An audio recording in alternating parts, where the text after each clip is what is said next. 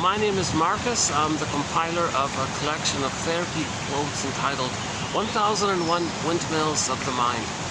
A collection of advanced self-help quotes taken from what's often called the psychodynamic or the psychoanalytic perspective, which long ago, as I understand it, was referred to by some as philosophical medicine or narrative medicine, helping one to find their story so they can get back their feelings.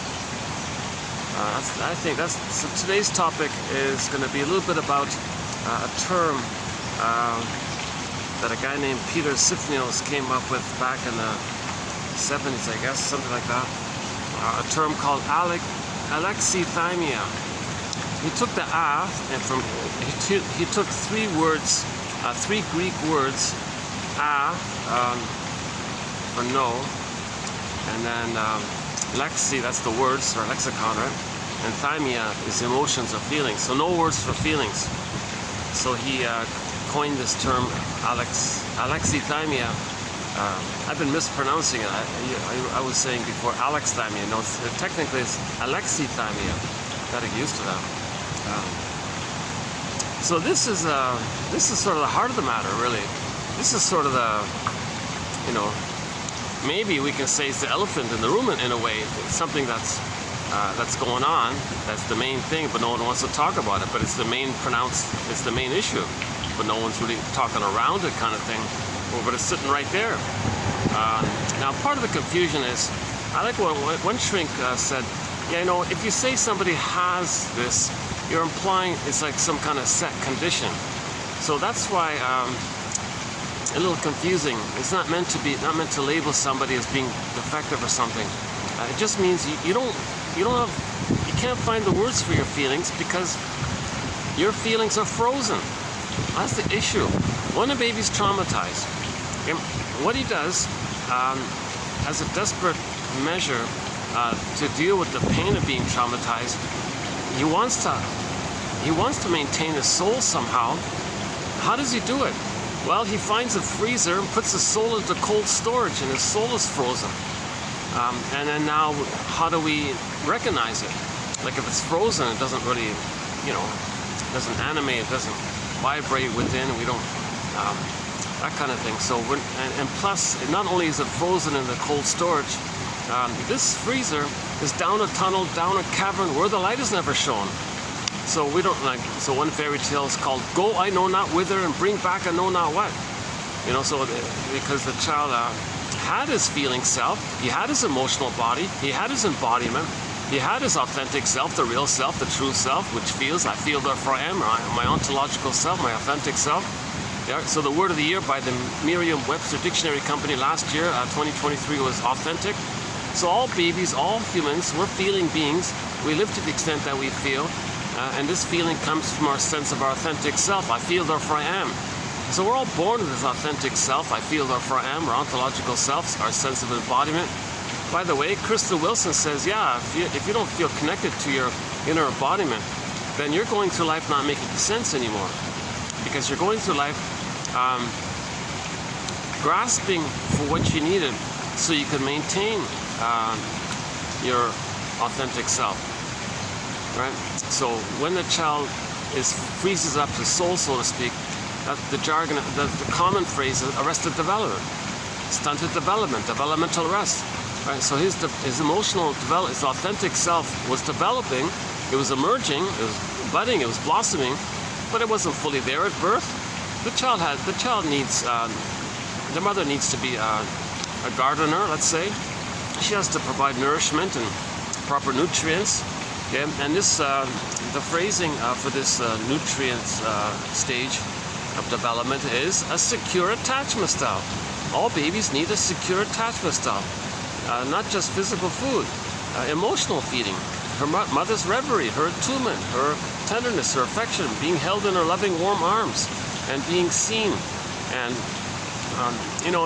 one quote about Alexithymia is, if the child has a feeling and the mother is oblivious to it, she's soul blind to it, then the child will be soul blind to it himself.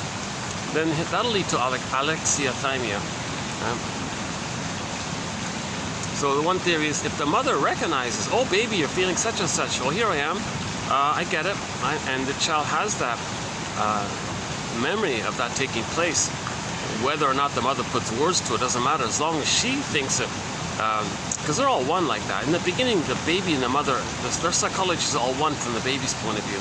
So how the mother treats the baby, her attitude, her thinking, her approach to the baby, and her response to the baby, so-called mentalizing function, so-called putting words to the baby's feelings even, understanding the baby. They call it reverie and attunement. Yeah, reverie is the main phrase for it. Then that goes within. And so human connections lead to neural connections. The baby's brain is malleable, just plastic, right? Like putty. He's going to lay down the circuitry of himself in relation to the world by that interaction with the mother. The mother's the first world for the baby, the whole world for the baby. That's his whole world. Nothing else. All of the baby's energy is to connect with this first world, right? The breast mother. Life force is object seeking. Oh, here's our, hang on a sec. We got a guest appearance here from the, he's a bit of a celebrity here, this, let's see if we can get him on the camera here. He's sort of the star of the place here. A lot of people come take his photo. They use him in their advertising brochures and things.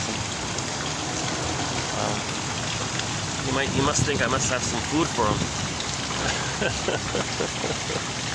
Yeah, they got two of them there. The other one there, standing on one foot. It's funny about that black one. He's always sleeping while standing on one foot. Even though he's awake, he's still on one foot. That blackbird is constantly on one foot, I notice. On one leg, I should say. Yeah, one leg, 1 foot. When he spreads his wings, he's quite a sight. Yeah, he's got a huge wingspan. So they got two of them there. And lots of fish in the water as well. Oh, yeah. Okay, he wants something. Maybe he's saying, gee, I came all the way here. I thought you'd have some snacks for me. What happened?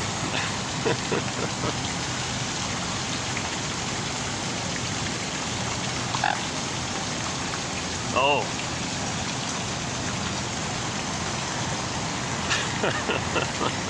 Disappointed, huh? Yeah.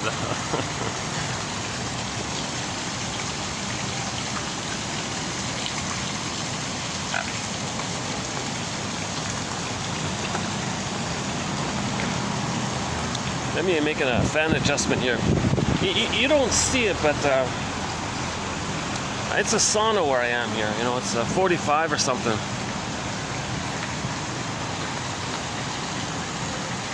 Now they're saying the heat index this month is going to be closer to the 50 range, like the high 40s even, which will be, if that's the case, it'll be even hotter than it was last year. Last year was a scorcher. Oh my God.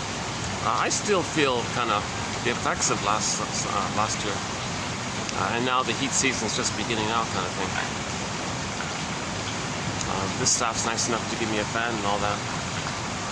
I mentioned a few times in my earlier videos, which were done here, I'm in a gem of a spot. It takes me a while to get here. I'm drenched in sweat.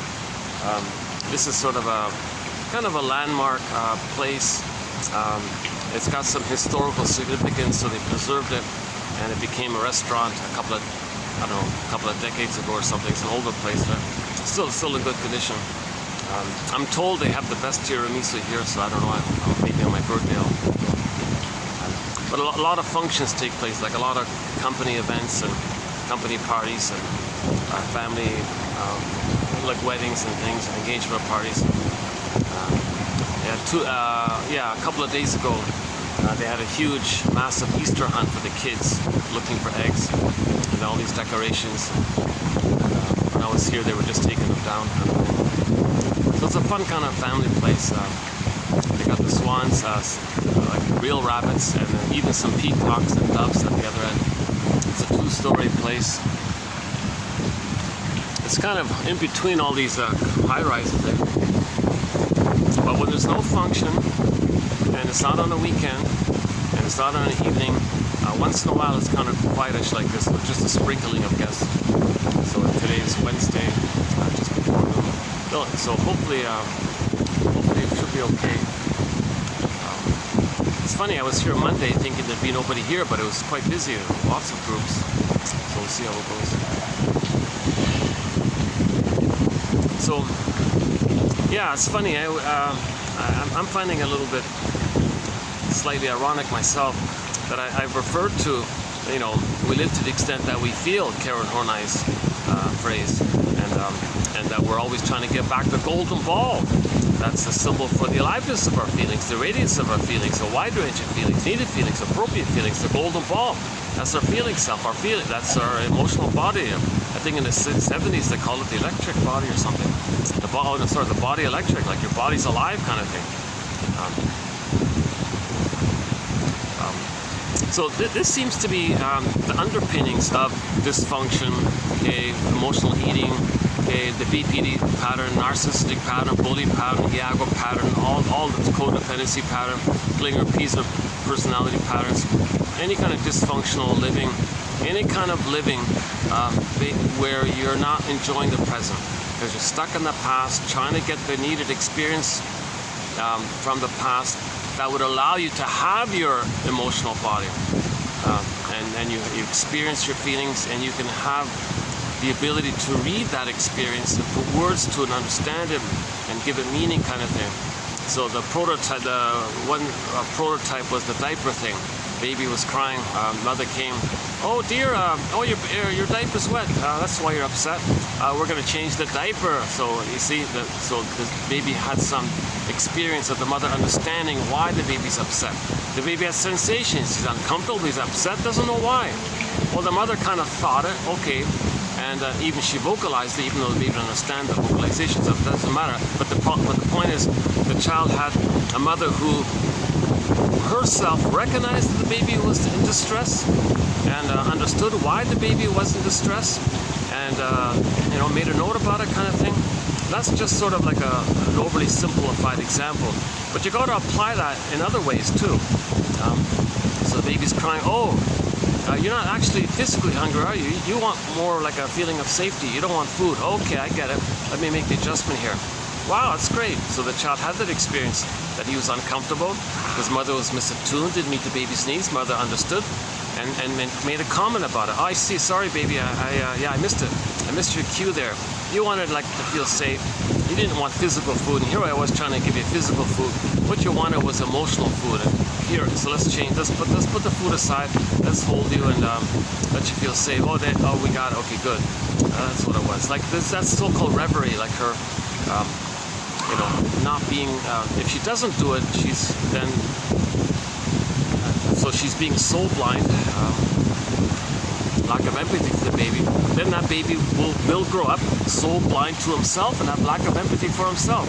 How the mother treats the baby, okay, that wiring gets laid in. Okay? Now, it's all fused, so the child's mind is blurred in with the baby and the mother psychology. So how the mother treats the baby lays down the blueprint, the schema, the template, the working model by that interaction. Himself and the world, the breast mother, and how he felt about it. And now if there's a lot of pain there, he may create a model as a coping strategy. He may create some very drastic kind of internal working model. And that's what we're trying to look at. And how do we heal if that's the case? Because if there is some kind of model in there that's something other than the child is okay and mother's okay, the child felt safe to be himself, mother was loving, and she allowed for the child's autonomy and separation, and the psychic structures like I'm okay, you're okay, kind of like two separate circles maybe, like in the mind like that. If there's something that's called a secure attachment style, where in normal development the child feels safe with the mother, at the age of 4 to 5 months he hatches out his self-concept out of the blurredness that was there before. That blurredness, sometimes called a psychological egg. Okay, for psychological development, okay, not arrested development, but psychological development, emotional development, he felt safe in the first 4 to 5 months in the blissful union with the mother, in the extended paradise, in the extended oneness. Then at 4 to 5 months, at that time, the range varies. Some people say maybe 3 to 6 months. I've even seen one range between 2 and 7 months. Like, wow.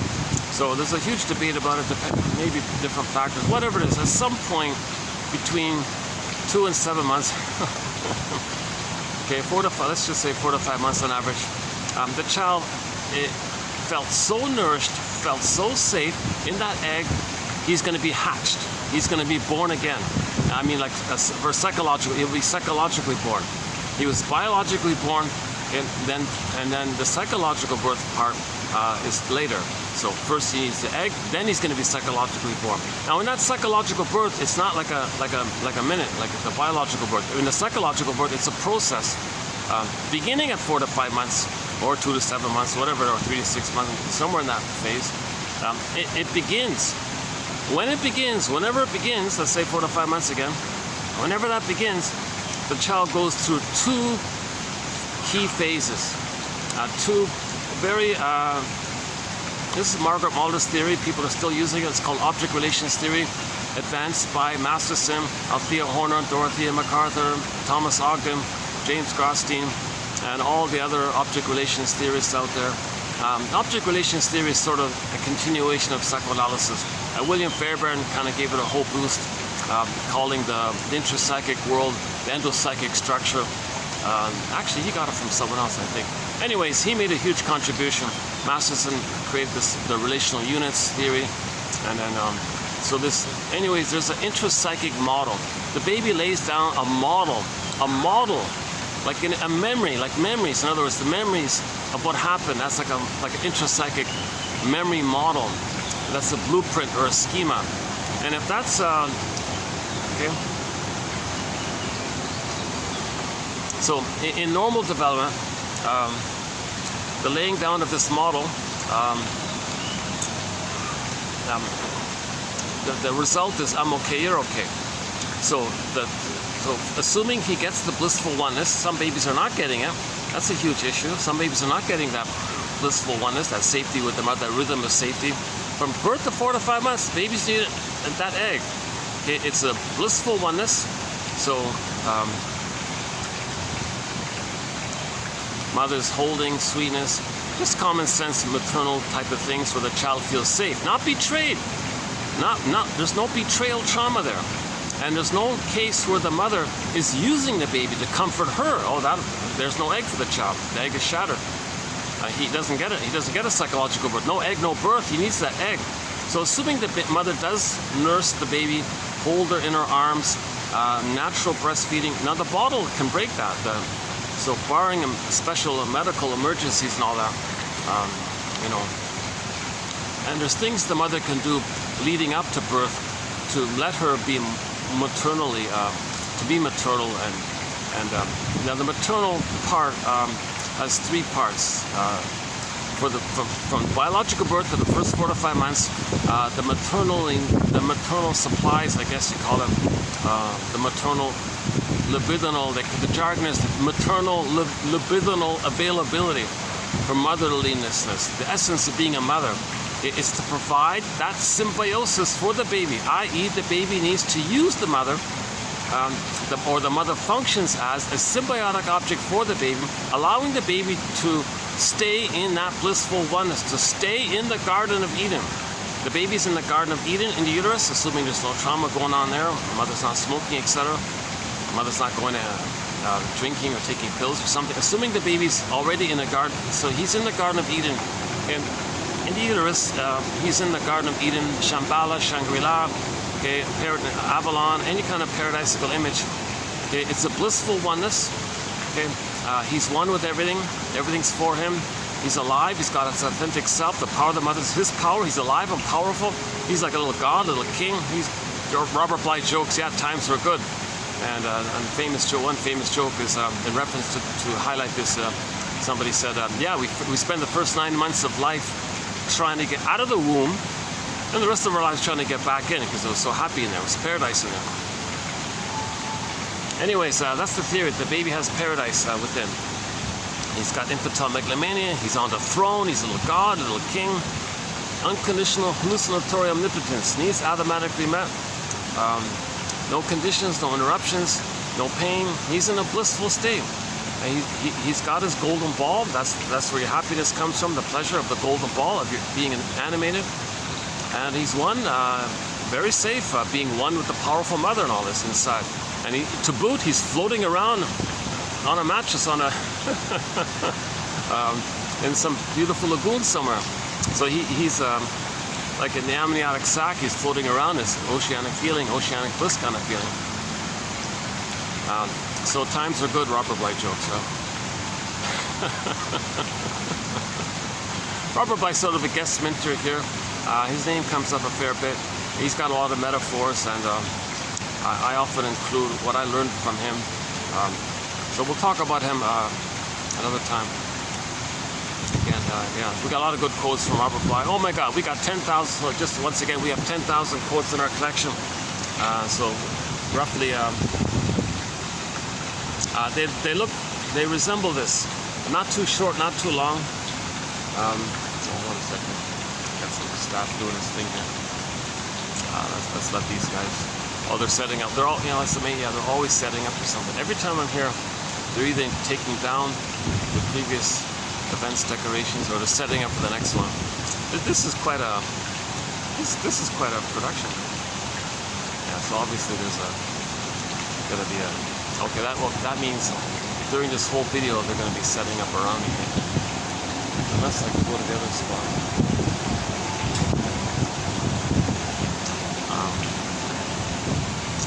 Okay, hold on a second.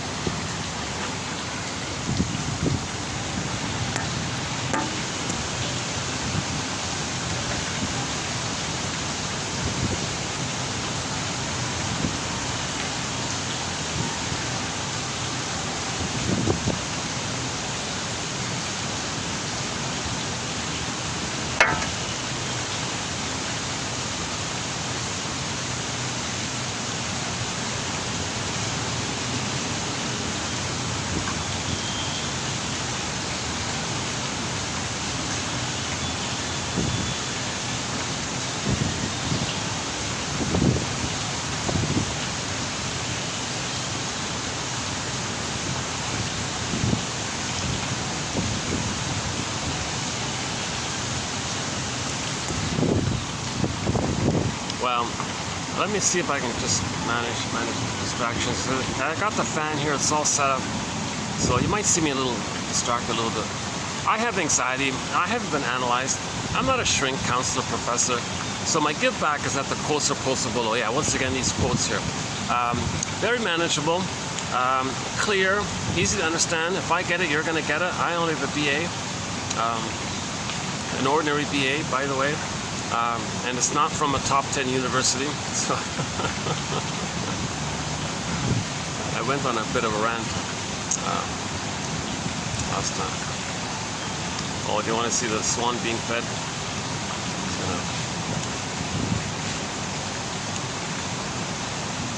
Okay.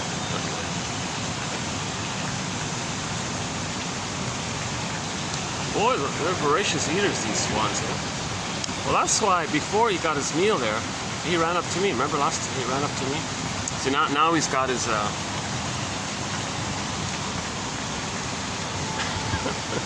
Maybe he thought I was gonna be the guy who was gonna feed him. Maybe he thought I was that guy who just fed him just now.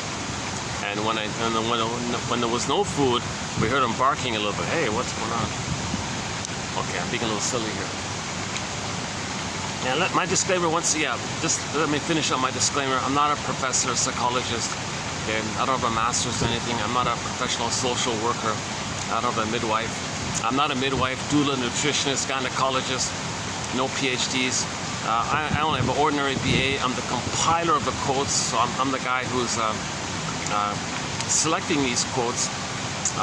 Now the advantage of this selection, this choice, this selection is that if I'm going to get it, they got to be clear. You'll get it. That's part of it. So there's no Freud, ironically, due to the convoluted, messed up translation. Everyone talks about it, but a lot of people complain about that, and rightly so. A good example is if you go to TQ 2771-3. It took me 3 videos just to clarify one of the messed up English translation terms. So Freud had a term called abrier wrong, or abrier, rien, something like that. about emotional catharsis in its positive healing and feeling is healing way. And the English translator translated in a way that confused everybody. So it took me 3 videos to kind of clarify that. So that's a good example of it.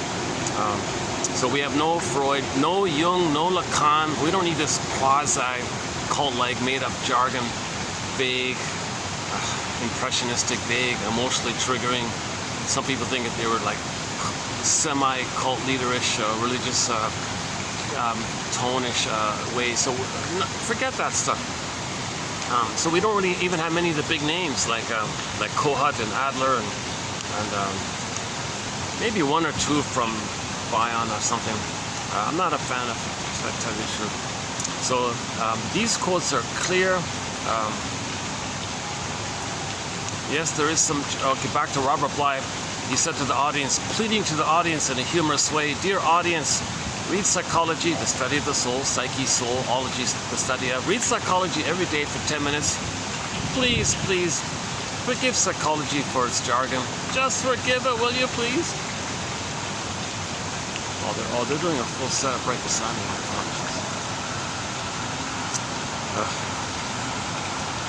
Well, maybe I can. Either I just get used to this, or I mean, he's not bothering me. He's just doing they're just doing their job right beside me. But it's kind of nice to have this space so I can talk freely. It depends on my mood. Sometimes I feel a little more resilient. I can put up with things going on around me. Sometimes I'm a little. And today I'm having a little bit of an off day, so I'm a little more.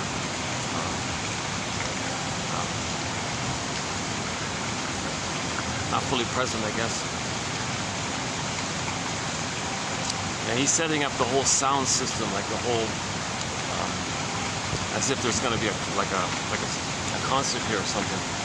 We got the speakers and the soundboard, and there might be some kind of a musical performance here tonight or something, or a singer or something.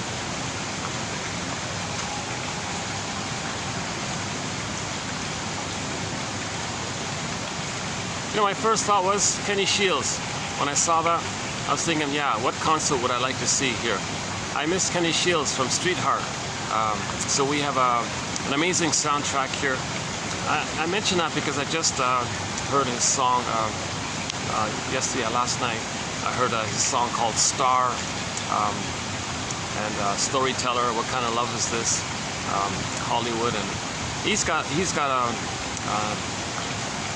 he was the lead singer of a band mainly in the 80s called the Street Heart, and we've got about, I think, 5 or 6 songs from that band on our soundtrack.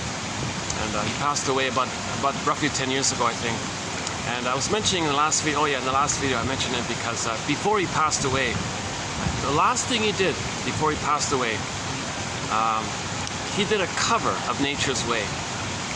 Interesting about that. I think he was showing support to what happened to that band who created that song. And I noticed another tip off to it. Another cover of Nature's Way done by Christopher Cross. He did a great job. I'm not a fan of him or anything, but except for that one song, this guy named Christopher Cross did a great cover of Nature's Way. It's gone. Like they pulled it from YouTube. You can't find it. There's this pitiful, partial live version of it. Like forget it. You got to get the studio, the original one from the album. So the only way to get it is like through an official CD service or something, digital. They have to buy the song or something, or be a member of a music club or something. I forgot which album it's on, but if you look up Christopher Cross, Nature's Way, that's a great cover. Now Kenny Shields of Street Heart did that cover. Now that's available. That's really the only cover that's available. And the original, of course, is done by the band Spirit, the lead singer. I still don't know his real name, but his stage name was Randy California. And yeah, so that band Spirit, they had 2 hits basically. One called I Got a Line on You, and another one called Nature's Way, sort of a minor hit. But a great little song about the environment and all this. Oh yeah, so that associate, yeah, because I saw the speaker set up here. while ago. I need the fan. See, I can't do this without a fan. A little bad timing. All right. Okay, let me get used to this. Let's. Where will we? Yeah. So we'll be doing these. Oh yeah. Let's finish this up here. So, the advantage of these quotes. Now don't judge these quotes by yours truly with all my anxiety. So I'm the compiler only, and I'm trying to learn this. So your mission, should you choose to accept it, is to study these directly, like a detective, like you being a detective. And these are clues. Your mission, should you choose to accept it. Okay, back to Robert Bly. And read this stuff for 10 minutes a day. Forgive it for its jargon. Please forgive it. Read this stuff. So we have 1,000 videos here, roughly 10 minutes worth reading. In each video, on average, there's 10 quotes like this in each video. And the idea is to pick out one that you like, and then do what's called free association. Okay, your mission, another mission, should you choose to accept it, is to identify the quote that you like, make a note of it, write it down, copy paste it, do something with it, and just, talk a little bit, add a little bit to it. Like, why did you choose it? What do you like about it? What does it remind you of? What feelings come up for you in relation to that quote? And those feelings remind you of what in your life or something. And just see what comes up spontaneously, freely. Even if it's just a few words, fine. Like, just don't push it, kind of thing. I would just do it as a practice every day, like the word, like Merriam-Webster's, the word of the day thing or something. So do a quote a day. And just free associate a little bit. It's an attempt to make the unconscious conscious, because you're drawn to that quote. You might not be, you might not fully know why, but you a little bit like it, maybe. And then you talk about it a little bit. Then more comes to you. So you want to make the unconscious conscious. Where it was, ego shall be. Okay? And when you make something conscious that was previously vague, and you make it more clear, the image is Hermes flies across with a message from your unconscious. So that unconscious world, called the primary process world, this Alice in Wonderland world, this magical myths and fairy tale world called primary process mentation. Okay, and remember that's the mind that the baby has, and if the baby's traumatized in that world, all of his energy's in that world. Now, all the energy in that world is sometimes called the id, and all the energy, all the child's life force is bound up in that primary process world where he didn't get his needs met, where the mother shamed him. That's pretty powerful like that, and it's stuck with this unfinished business. So that's all the energy we sometimes call the id, right? So now we want to make some of that conscious. So when you free associate, that's the idea. You make the unconscious conscious. Similar to when you wake up, you got a dream. Yeah, that's from your primary process world, right? And you may get little glimpses. Don't push it. Just write down what you remember, and make a few notes of what you remember about the dream. One self-help author does TTAQ, title, theme, affect, question. Give the dream a title. Okay, what's the theme? Maybe you think there's a theme there, reoccurring, common kind of strain, like familiar theme, and then the main affect, the emotion, and question, like if your unconscious self, if your repressed self, if your denied self, if your secret self, your unknown self, your shadow self, with the dream maker, if that were asking you a question, you think you can formulate what question it's asking you? TTAQ. Anyways, so you wake up in the morning, make some notes, TTAQ, and then you say to yourself, okay, well, this is a letter from Hermes gave me a letter from the unconscious. Now, the energy in there is sometimes called the id. And in myths and fairy tales, the id energy is personified as a Greek god, like Poseidon or something. Huh? So in the Odyssey, it was Poseidon. That's the wave, the ocean. So the ocean was the metaphor for the id, the unconscious force like the ocean. And then the wave was speaking to Odysseus. And so our unconscious is trying to communicate to us. And when our unconscious, that's primary process mentation. I don't really use this, but I noticed this guy here he also used it. What was it again? I noticed another author used Mr. Bayon's phrase. That primary process mentation, these little bits and fragments, in the Alice in Wonderland, they call it beta elements. He calls it beta elements. Normally it's called primary process, like the original primitive, raw, like that. You want to make it, you want to capture it with symbolization. So that's called secondary mentation, or Mr. Bayon's alpha. So you want to make the beta elements, convert them to alpha elements. That's making the unconscious conscious. Different way of saying it, I guess.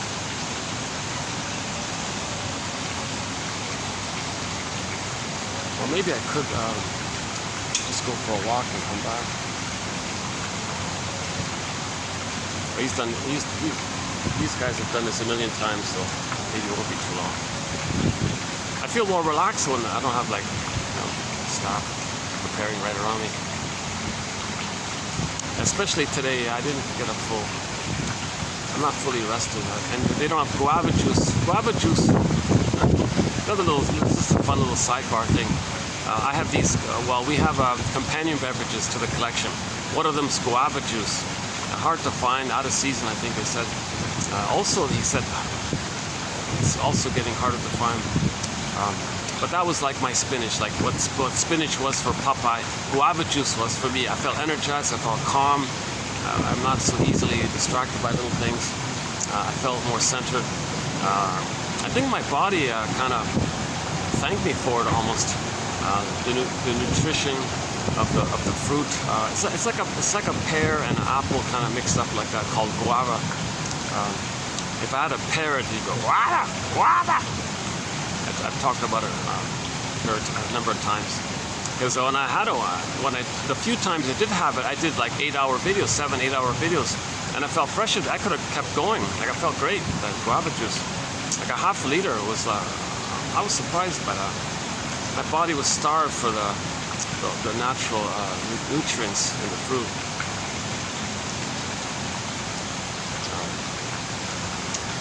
So the next best thing we're using now is tangerine juice. So that they do this. They do have. So it's a little this one here. Yeah. So this is another companion beverage to our collection. Tangerine juice. I make it frozen so I can cool off on it.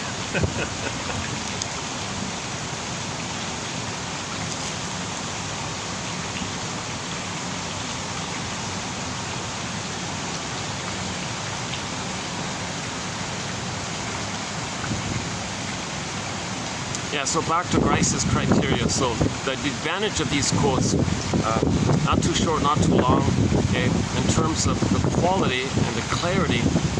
Well, the quality is subjective. If you do happen to like one quote and you free associate from it, and you get a new aha, new insight, now that makes sense, now I know why. Oh, I didn't know that before, because it put words to it.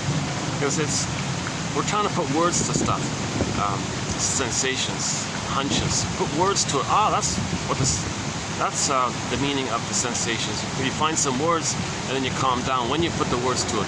So-called symbolization process, reverie process, mentalization process, make the unconscious conscious process, where it was ego shall be. Okay, and stories are helpful in this way, because if a story can be analogous to your situation or a metaphor for your situation, stories and even some jokes, like healthy jokes, like clean jokes, healthy jokes, I mean like jokes that make you aware or validate you. Not the cynical jokes that's about blowing off steam, not those kind of jokes. We're talking about jokes that validate how you feel, like a story being analogous to your situation, or an interpretation of a recognition of a pattern. You have this pattern in life. You learned it back then in childhood, and that's why you're doing what you're doing now in the here and now. So you catch yourself linking it up. Pattern. When did it begin?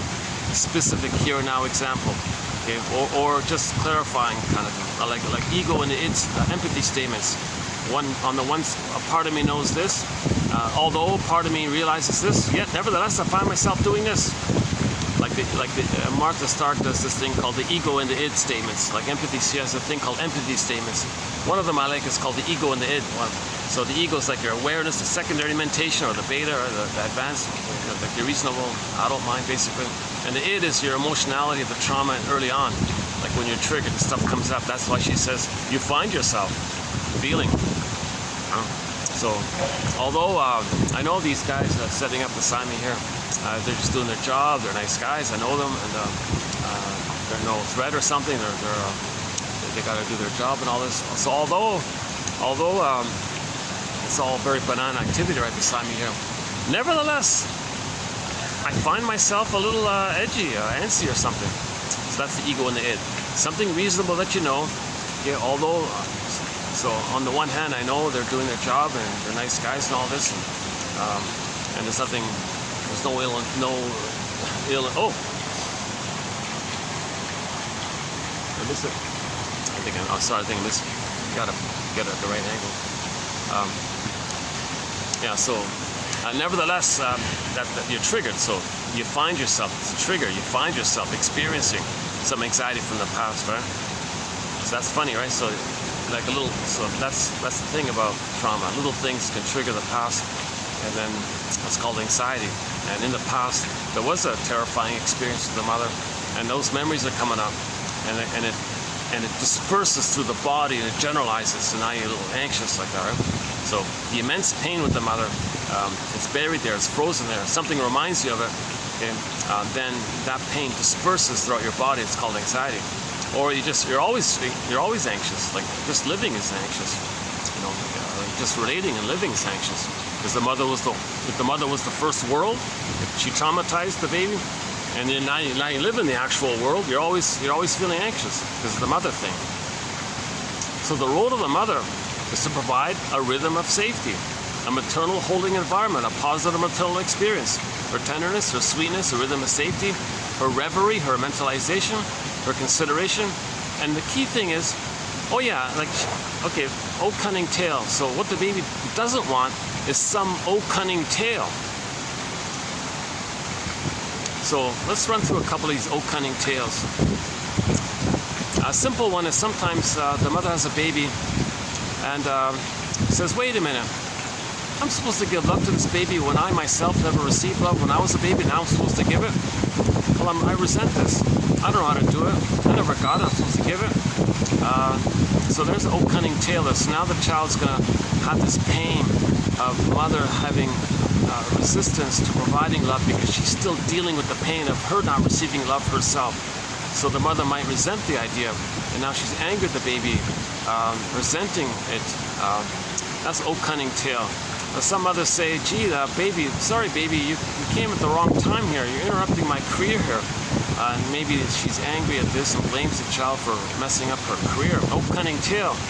A common one is baby comes on the scene and the mother uses the baby to replay her past. So the mother in her past was shamed by her mother. Okay? When there's trauma, we repeat with the fantasy that we can change the past. So now here's a new situation, a chance to repeat.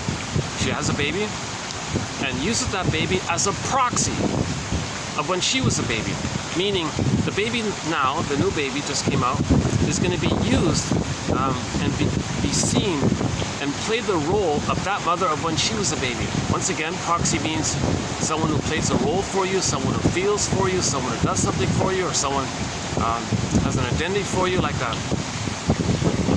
I was predicting that proxy would have been the word of the year by 2023. Turned out I was way off. It was authentic. Huh?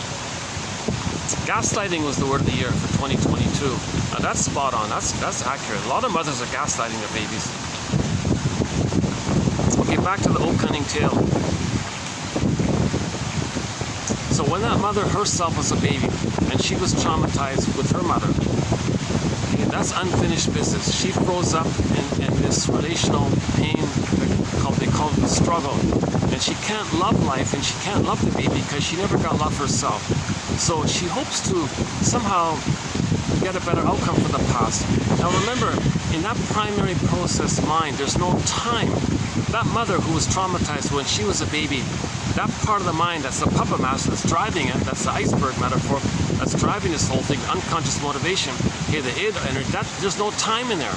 So when that mother now has her baby herself, she's going to replay the thing.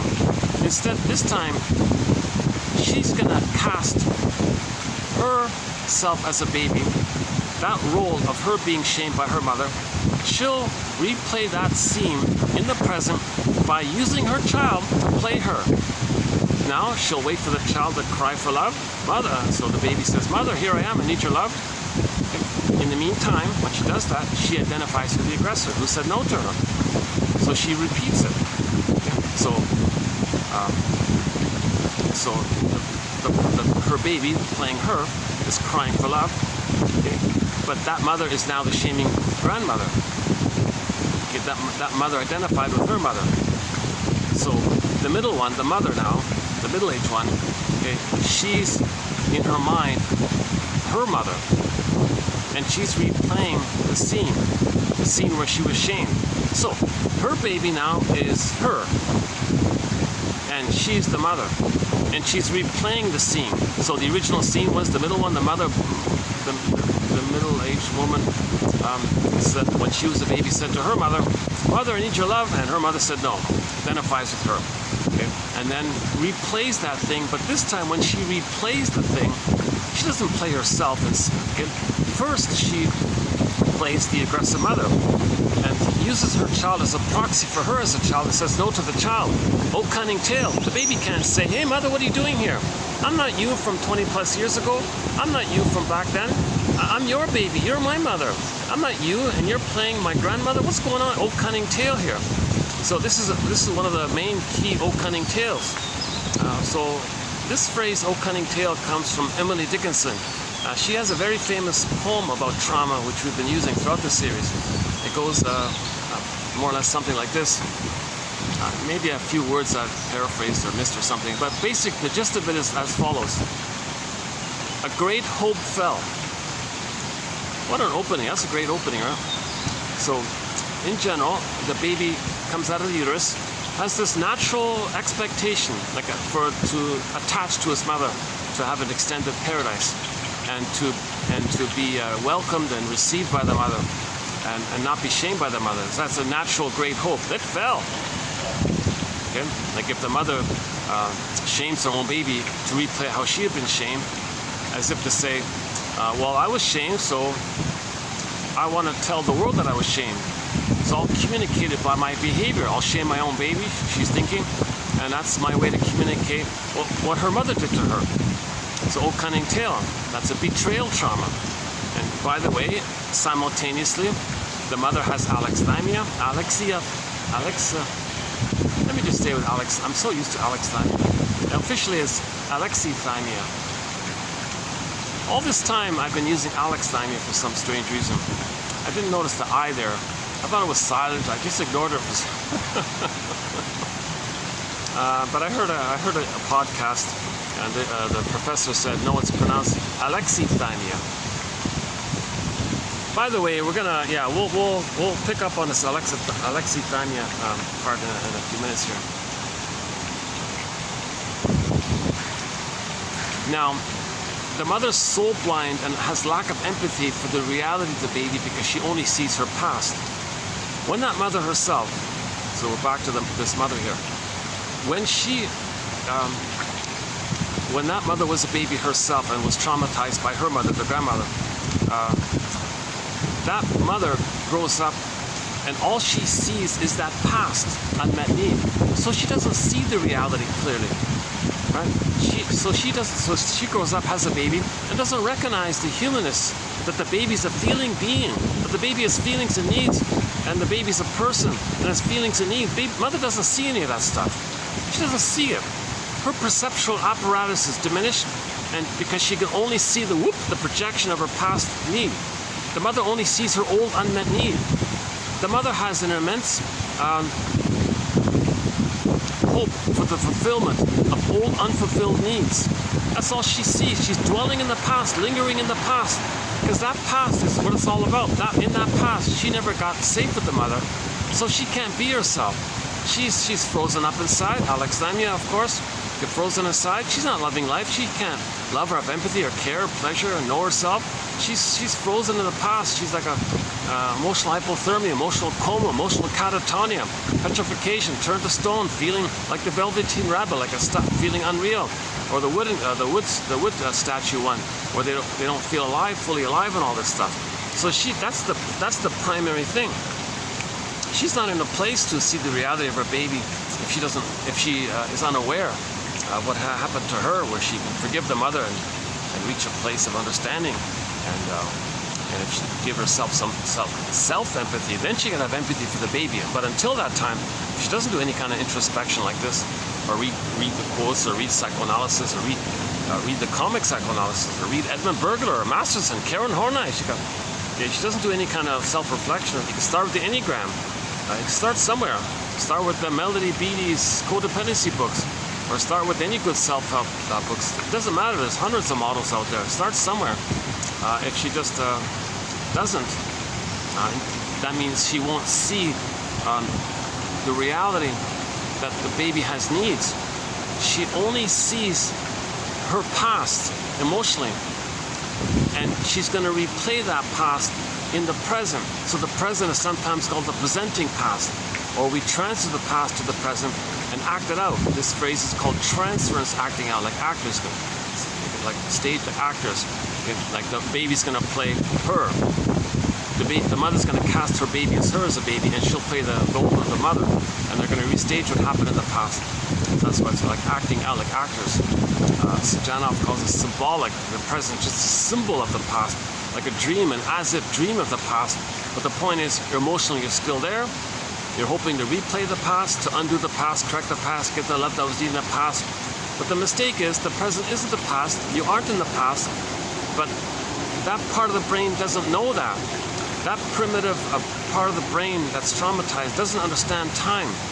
Okay, so once again, we have three brains, the famous brain in three parts, or the triune brain, or the 3-in-1 brain. First brain, second brain, third brain. Okay, the first brain, as they call it, the survival brain. The language is biology and anxiety, visceral sensations. No words, no warmth. It just cares about survival. And it's just your automatic nervous system, stress response. That's the primitive, old, ancient, like it's basically your spine and the tip of the spine, the amygdala, that almond-shaped thing. That's like the survival brain. Then the main one is the mammal brain, the feeling brain. I feel, therefore I am. So we're mainly the feeling place, right? The body, the emotional body. So you got the joke is the crocodile brain, the puppy brain. We're not calling anybody anything. We're giving nicknames to these brains, to these three parts of the brains. So we have three brains. So the first brain, or first line of consciousness, or first memory system is visceral and sensations. Visceral and sensations. Okay? And this is the reactivity of the survival anxiety. And it's just the instinct, just thinks about survival all the time. Okay, like a crocodile, like a lizard or something. There's no family or play or trust or love or kindness or nothing like that, right? Janov jokes, yeah, he was to make a point to somebody.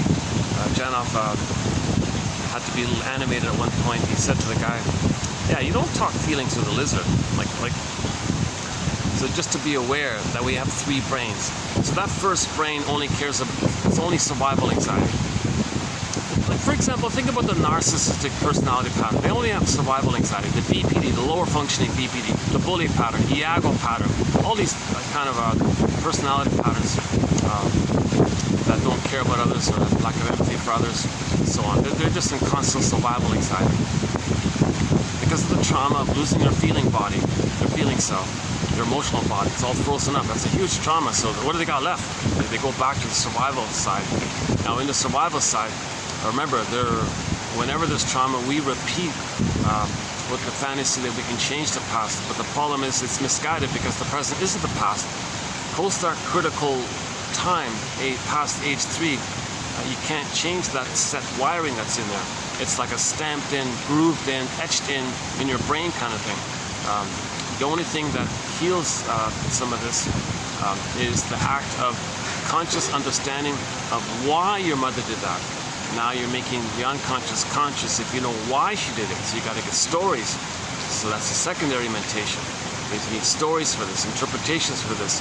Investigate. Be a detective. Why did the mother abuse the baby? Why did the mother do one of these cunning tales on the baby? Well, if she was traumatized herself, she's going to replay her trauma because she has the fantasy that by doing so, she's going to change her past. That's part of the detective story, right? Okay, another cunning tale. Oh, sorry, let's finish the poem. Emily Dickinson, a great hope fell. The baby had a great hope for a secure attachment self.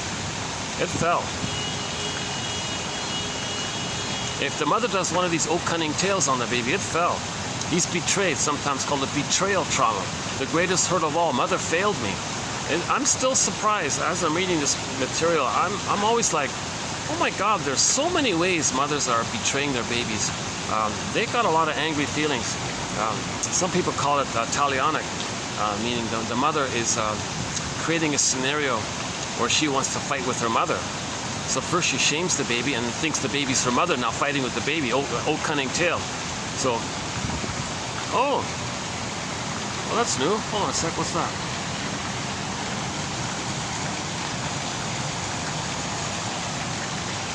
Oh, I think they have a new fish in there. Huh?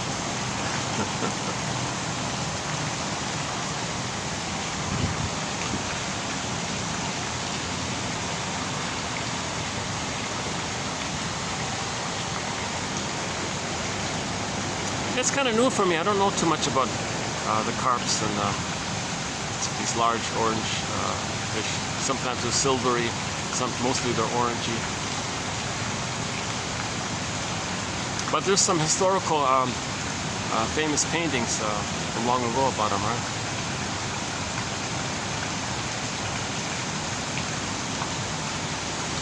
Yeah, I'm sure there's yeah, maybe we should look it up one day, the stories, the fairy tales based on them. Maybe there's some interesting fairy tales. Yeah, so fairy tales are metaphors for psychology. Myths and fairy tales are metaphors. They're metaphors for psychology. They're true on the inside, not on the outside. They're talking about psychological inner trauma. They're not true on the outside. Myths and fairy tales are true on the inside. Every character in a myth or fairy tale is a personification of some inner element. And every character belongs to one mind. So like the whole Odyssey is like one long dream, in other words, of one mind, of one psyche. You know, just like you wake up in the morning, have a night dream, all those little bits that you had, that belong to your mind, similar idea. So let's finish up this oak cunning tale point. The baby had a great hope. A great hope fell. You heard no noise. The wreckage was within. Okay, now that wreckage means, okay, he's gonna freeze his soul, flash frozen. Okay, like the woolly mammoth in a block of ice up in Siberia somewhere, or in the Arctic tundra, or wherever it is. Okay, and then again, turned to stone. So when a character in a myth or fairy tale is a personification of a person's embodiment, authentic self, feeling body. Okay, and when that character becomes a statue, turns to stone, okay, that's what we're talking about. Juices can't flow, things dry up, nothing can move, and you lose your feelings. So feelings, water, emotion, emotion, energy, motion, feeling, water, move, right? Nothing can move because you're afraid to feel, because you lost your identity, and your feelings come from your identity. If you're traumatized, you freeze up your identity, your feelings are with it. So the statue and the feelings aren't there, so that's alexithymia. No words for your feelings. This first quote says, well, there's no feelings for your words even. Like the feelings are so buried. The golden ball's buried down a tunnel. The golden ball goes down the well. In the Disney film Inside Out, this is metaphorized when joy and sadness get zooped away. Now joy and sadness, that's from the middle brain. Oh yeah, let's finish up the thing about the three brains, and then we'll finish up the thing about the Emily Dickinson. So just quickly about the three brains. So we got the primitive survival brain. Its language is biology. The main brain is the feeling brain, the feeling mind. I feel therefore I am, and we feel from there. That's our embodiment, our sense of self, our ontological self. And this is the mind of being connected to your body, and I feel therefore I am. So we're mainly from this place. That primitive brain, that's just like if there's, like a tornado, you got to run, like this. So we still need that in case of environmental things or something. But that's really just dormant. We don't really need it too much, right? Just once in a while. Well, yeah, if you're driving, you need it, we mainly come from this feeling place. And joy runs the console. The main animating emotion, if you're connected to your embodiment, your authentic self, your real self, is the joy character. And it's Now the golden sun is radiant, so the golden ball shines like that, so our feelings kind of shine like that, and that's the pleasure. When joy is running the console, we feel a natural pleasure. Joy is sometimes called the serene, inexhaustible fullness of being. Fullness, your embodiment. Being, you have your beingness and your fullness there, and it's serene, it's a calm, peaceful, pleasant feeling. Now, in reality, there are losses, so joy can step aside. Sadness can run the console to acknowledge the loss. After you admit the loss, it's this verdict of reality that makes the work of mourning so difficult, so you got to admit the loss. They play the song Olsun, O-L-S-U-N, by Sir Tabarenner, about the grief work process, a little bit about that. And then it's not painful when there's a loss, you're sad. See, the pain is when you're not feeling. You see, it's more painful to not feel sad and be stuck with that tension than to feel sad and go through that admitting process, because you're still connected to your identity. So you're better off having an identity, feeling sad, and that's a healthier state, to have the capacity to mourn. See, if you're dominated by trauma in the first brain, you're too busy in survival mode. You're not going to think about the feeling brain, so you're not going to mourn, because how can you pause to mourn? Because you're always in survival anxiety. So obviously the lizard's not going to mourn, the crocodile's not going to cry. Oh, never mind that. Well, that's pretty, okay, well, crocodile tears, yeah, obviously there's no feelings there. Yeah, that's a good point. So crocodile tears, that's a clear image. No, crocodiles don't feel from the feeling stuff. They only have the instinct and the visceral response. How does he survive? Food, or survive reproduction? He just thinks that simplistic, primitive kind of way like that. So of course they don't have tears. So if someone uses that expression, it means they're faking it, they're deceiving you or something. Just like a crocodile. You wouldn't believe a crocodile if you saw tears on a crocodile. It'd be some trick that somebody did and then filmed it, or maybe the AI program. Dear AI program, give me an image of a crocodile and make it look like he's crying. One sec.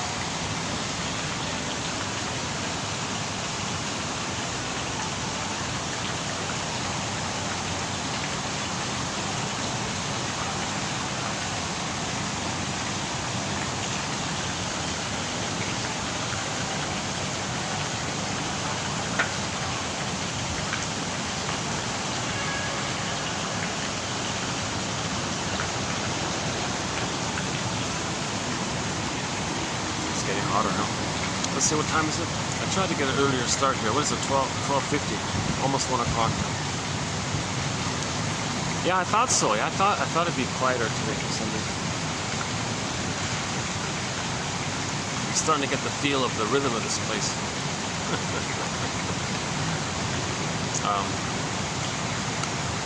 The 3-in-1 brain. Okay, so okay, and the third brain is the thinking cap, the cortex, the neocortex, the new brain. Okay, so it makes us aware of what's going on in the first brains. And of course, the third brain lets us speak, lets us be aware, we can plan and invent things. So it has an amazing capacity there with the thinking cap. It turned us into Homo sapiens. It created a whole new species. You know, prior to the evolution, prior to us. See, before we grew the cortex, an earlier version of us before the cortex, that we used to be called Homo bodoensis. And we all, by the way, we all came, okay, according to one theory, we all came from that one hominid called Homo bodoensis out near the Nile River somewhere, in Congo, East Congo or something, like northeast of Congo, they said. So only one hominid made it, right? The one in Africa, and we're all cousins, literally. Jane Elliott says we're all technically. Even I just heard,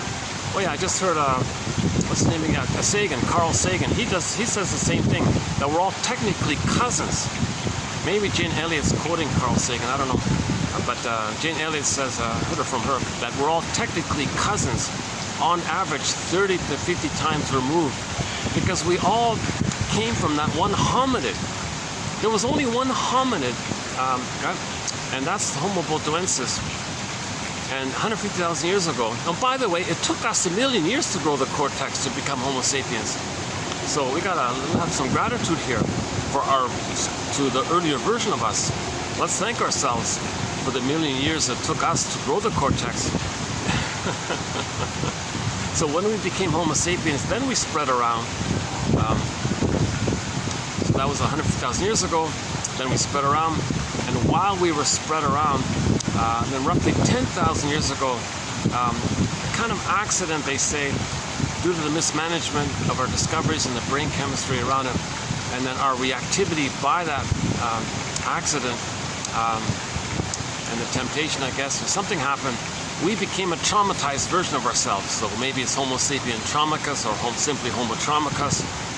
One guy said Homo economicus, meaning Homo short-sellicus, because when we traumatize ourselves, we went into a panic. We went from village to pillage, tolerant personality to prejudice personality, Homo naturalis to Homo short-sellicus. And there's a whole story, there's a whole important big major theory about this. And from that point, we run through a thing called the 48 symptoms of Homo traumicus, the 48 symptoms of our trauma. And the most recent run-through of that video was done in 2725, part 3 of 3. It took me 7.5 hours to read through that 48-point list. It took some build-up it needed some build-up to it, and then I ran through the list. And we'll redo that list. It's an emotionally draining topic. Today we talk about the poverty, right, and the breaking the ecology and the pollution, and so on and so forth. The main one's the pillage. And why did that start? Why did it start? Why did we get into this panic, this manic panic? So there's the whole theory about that.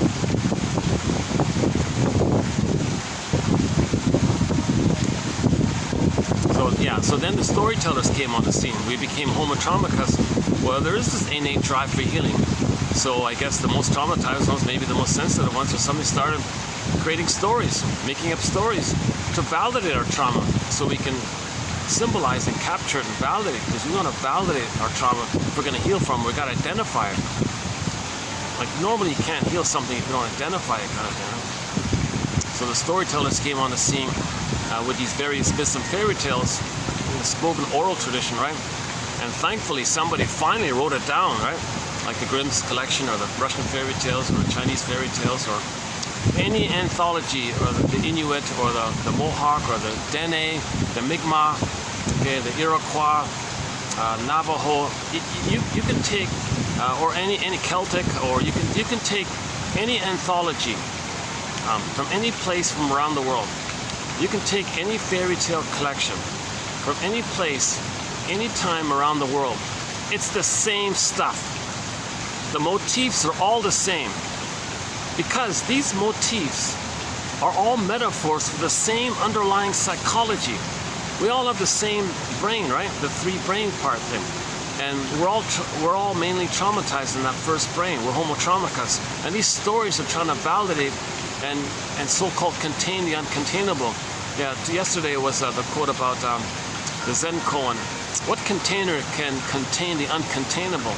Well, that's the whole idea of storytelling, narrative medicine. So that's what these quotes are. Another metaphor. We're trying to contain what we couldn't process, the overwhelming emotions we couldn't contain. Now we're trying to contain it. If we contain it, we capture, identify the past, give it a time and a place. That's called laying the ghost to rest. And the life force can be free for the present. Now you can love life in the present. You can't love life in the present if you don't forgive the mother and have because when you forgive the mother, you get an identity. When you get an identity, you separate from the mother, then you can love life in the present.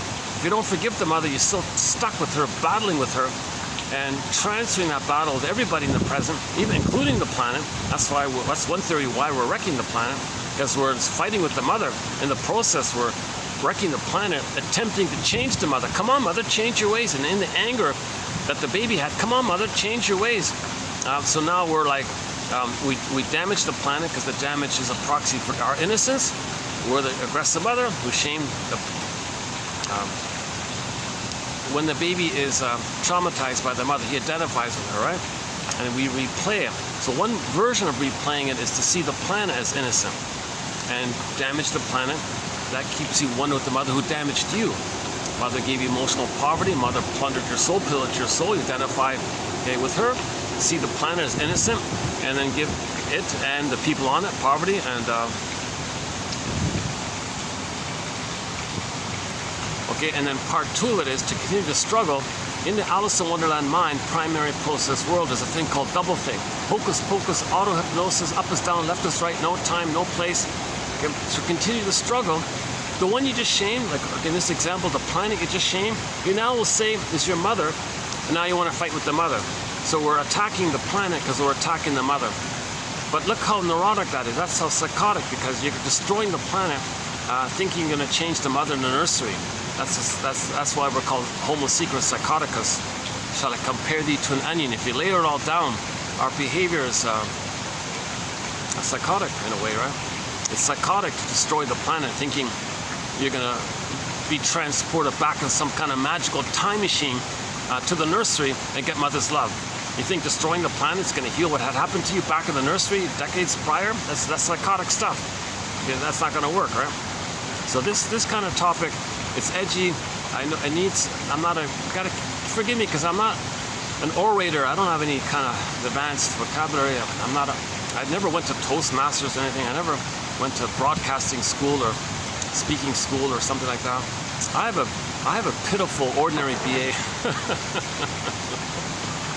Back to that. And I have been analyzed. I'd love to be, if I had the funds, I'd be on the next flight and do a so-called full analysis, right? And contain my what I couldn't contain before. Then it's identified. Then the life force is free for the present. Okay, so just to wrap up the 3 brains part, my 3 brains. We have 3 brains. So the human cortex brain. One of the functions of it, of the many, of course, is that we need the awareness of the trauma in the first 2 brains to heal that trauma. So the 3rd brain can help us heal from trauma early on. We use the 3rd brain to aid us to heal if there is trauma in the first 2 brains. Now when the baby's traumatized, he's traumatized in those first 2 brains, mainly the first one even. He never even gets to them. Yeah, he's traumatized in both places, obviously. That's right, yeah. He's traumatized in the main mammal, the feeling, and that's why he's back in the first brain. The first brain is a reflection of trauma in the second brain, yeah, of course. So you need the 3rd brain to be aware of it, find a story, find some narrative medicine, and then that functions as a catcher's mitt. Then the speedball, the feelings can come out and you can catch it. And then that's called the belated release of your feelings, the belated understanding, and you can catch it. Okay, now you're back in the present. That's the idea about that, right? So these quotes are helping us to build a catcher's mitt. So that catcher guy, okay, in Major League Baseball, right? The guy behind home plate, he needs a catcher's mitt. How's he going to catch that 100-mile-an-hour speedball coming barreling down? He might try with his bare hands, but chances are he's going to drop it, and he couldn't catch it probably, right? We need a catcher's mitt. If we're going to heal, we need a catcher's mitt to catch that ball, the return of our feelings. So this is an attempt to build a catcher's mitt. Okay. It's a variation of psychoanalysis. Looks for an egg in a basket that's missing. So first weave the basket, then there can be an egg. Potential of feelings in new life and all this. These quotes are also giving us night vision, a lantern. A lantern. Like our repressed self, our denied self, our authentic self, that's buried in the unconscious. When it's repressed, we're not aware of it. Awareness is like the light, you see it, you're aware of it, consciousness. If you're unconscious, it's considered dark. That's a shadow, we don't know it's there, but we're not aware of it. So we need a lantern to go into the forest at dark. Okay, sometimes trauma in the early brain is metaphorized by the storytellers as a forest, and you're going in this dark forest. Okay, well, you need a lantern to find your huddled up, wounded. It could be the symbol of your wounded inner child of the past. It can be human. It can be so damaged. Sometimes the storytellers regress it to some kind of wounded animal, like the wounded fox story. It could be like a wounded kitten, or usually it's a child, an orphan baby, exiled, something innocent. It could even be like it can take a variety of forms. So something innocent that's damaged and that's lost, and you're meant to adopt this. Like self-reparent, like accept this back to yourself. So the main motif is we had our authentic self, it got pulled down. Okay, Miss Kor, in the Greek myth, Miss Kor got pulled down, but we want to get it back, and Miss Kor became Persephone. Or for men, the Odyssey, okay, he's removed from, you want to come back home, and he's reunited with his feelings, Penelope. That's the universal common monomyth that Joseph Campbell talks about. We had our authentic self, meaning feeling real and alive. We lost it, numb, we want to get it back. And that's called adult development, because at midlife, okay, we look for the return of our self, our true self, our authentic self. We had our authentic self, yep, we lost it, got frozen down a tunnel, go I know not whither, bring back I know not what. And then the whole epic fairy tale or mythological story is a metaphor for this. Okay? In the Odyssey, he was tempted to give up. Okay? All those voices, those female voices, oh, don't bother. That's the mother saying, don't grow up, don't be yourself, don't betray me, stay with me. Because some mothers, oh, cunning tale, some mothers use their babies to comfort them. So those voices in the Odyssey, like Calypso and Circe and the sirens, etc., those kind of voices, that's an echo of the prototype of the original psychology of when some mothers, oh cunning tale, when some mothers enjoy that oneness that the baby's in. They like that oneness because they never got it themselves. So they parentify the baby. They use the baby as a symbiotic object for them. They like that. They feel addicted to that. They're addicted to their baby like that. So the way to do it is, if the baby has autonomous thoughts, the mother says to the baby, you're with me or against me? You're going to betray me? I'll abandon you. Oh, baby freaks out. No, don't leave me, mother. So it sticks there. The mother does this because she doesn't want to be alone. She doesn't want to separate because she doesn't have enough story to separate. So she's still looking for mother's love. And she uses the baby as that missing mother. So she parentifies the baby. Oh, cunning tale. So that's another main one about the old cunning tale. When mothers parentify the baby or use the baby to meet their unconscious needs. And one version of it is called parentification. Okay, baby, you're going to be my good mother. You're going to nurse me, take care of me. And I'm going to brainwash you to always respect me, do what I say, follow me, be there for me, never leave me. And always, I want to know that you're always going to be there and you're never going to like leave me or something. And I can count on you and I can lean on you. And I'll use guilt trips on you, and I'll manipulate you, and I'll punish you if you become autonomous. So these children, Christine Lawson in the recent video said, these kids went down the rabbit hole, faced that Duchess character who's always who had to fight for the right to have her own thoughts. You see, the baby had to fight for the right to have their own identity. The mother said, oh no. If you do, you betray me. I'll punish you. If you don't have your own thoughts, I'll reward you. That maintains the symbiosis. Oh, cunning tale. And so back to Miss Dickinson. A great hope fell. You heard no noise. The wreckage was within. Oh, cunning tale that let no witness in. The image there is the scarecrow. Didn't have a brain. So something happened, amnesic memory, unknown known, something happened, but we don't have the capacity to admit it or know it or something. So the image is the scarecrow. So the first thing Dorothy had to do is to give the scarecrow a brain, or give the scarecrow, or we can say the first thing is to give the scarecrow a brain. Okay. Now, on the topic of that, the Tin Man means with trauma, the person's not going to love life. Remember the Tin Man was looking for a heart? He wants to love life, he wants to love and have the pleasure and meaning of expressing his uniqueness, which would be loving life. He doesn't have that love part, right? Everything's love or a cry for love. He feels emptied out in trauma. And now the Tin Man and the scarecrow being like that means the person's going to feel disembodied. That's the cowardly lion off in another corner. You know, this is like a fairy tale. These are all parts of one mind. So Dorothy's a part of the mind that's trying to heal things. Dorothy's part of this innate drive for healing. So like Dorothy, she wanted to line up, okay, mind, heart, body, get it all lined up like that. Or we can simply say, be like Dorothy, and recognize that if the person feels disembodied, okay, and they're not loving life, okay, remember, the child gets to a place where he can love life if he was first loved so much, or good enough, that he had his identity, which allowed him an awareness of his uniqueness. The Great Spirit gives everybody a uniqueness, so you get that, you get contact with that, which you express. That's called loving life and meaning in a positive heart. So Dorothy is like, oh, recognizes not fully at home within. Okay, that's the embodiment part, the cowardly line, not at home within.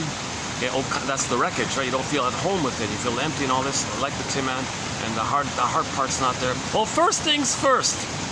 First things first. In the hero's journey, give the scarecrow a brain. This is another metaphor for all this, is to give the scarecrow a brain. So these 10,000 quotes are sort of an attempt at that. Now these are not perfect. They're clear, I think, and if you find 1 out of 10, you know, that's pretty good.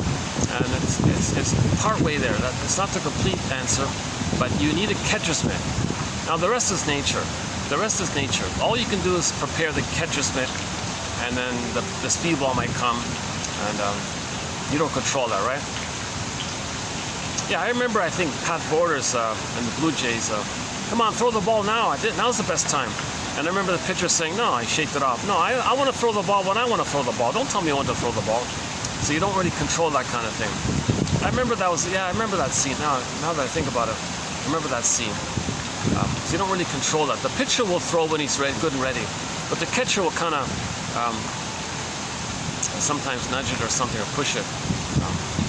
So I remember the pitcher would want a conference with the catcher. Look, back off, or stop telling me. I'll throw it when I'm good and ready. So build a catcher's mitt, and the ball will come when it comes.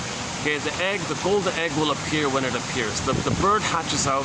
The firebird, metaphor for emotional knowing. The firebird, you ride the firebird, you're getting back your feelings, the vibrancy, the vibrant colors of the firebird, and you hop on the back and you ride the firebird, you're getting back your feelings. That firebird's gonna come when that's nature. You don't control that kind of thing. You just create the conditions for it, and just leave it be. That's the best you can do, kind of thing. Now you're not gonna get the firebird if there's no nest there. So weave the nest. Weave the nest. At the same time, this gives you vision to help weave the nest.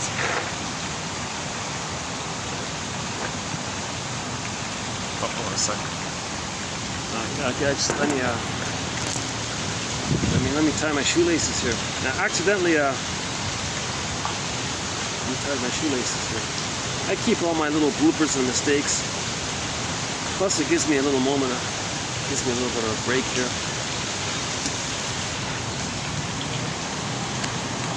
Oh, hold on a sec. Well, the cord cut. Well, I gotta keep an eye on this thing here. Hold on a sec. I've lost several good videos.